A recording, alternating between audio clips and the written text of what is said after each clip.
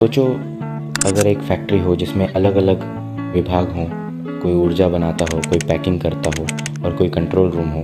बिल्कुल इसी तरह सेल भी एक बहुत ही व्यवस्थित सिस्टम है जिसमें अलग अलग हिस्से मिलकर काम करते हैं। इसी व्यवस्थित बनावट को सेल का स्ट्रक्चर कहा जाता है। सेल की स्ट्रक्चर को 3 मुख्य हिस्सों में समझा जा सकता है: सेल मेम्ब्रेन, साइटोप्लाज्म और न्यूक्लियस।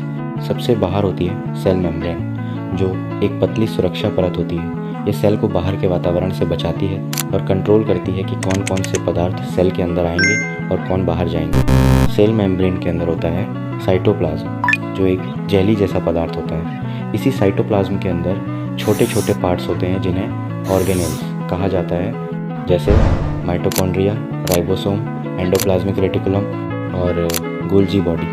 हर एक का अपना खास काम होता है। जैसे माइटोकॉन्ड्रिया ऊर्जा बनाता है और राइबोसोम प्रोटीन बनाते हैं। सेल का सबसे महत्वपूर्ण हिस्सा होता है न्यूक्लियस, जिसे सेल का कंट्रोल रूम भी कहा जाता है। न्यूक्लियस के अंदर डीएनए होता है, जो सेल की सभी गतिविधियों को कंट्रोल करता है और आगे की पीढ़ी तक जानकारी पहुंचाता है। तो कुल मिलाकर सेल एक अच्छी तरह से व्यवस्थित यूनिट है जिसमें मेम्ब्रेन सुरक्षा देती है, साइटोप्लाज्म काम करने की जगह देता है और न्यूक्लियस सब कुछ कंट्रोल करता है। ये हमारी सेल बायोलॉजी सीरीज़ का चौथा एपिसोड था, सेल की स्ट्रक्चर।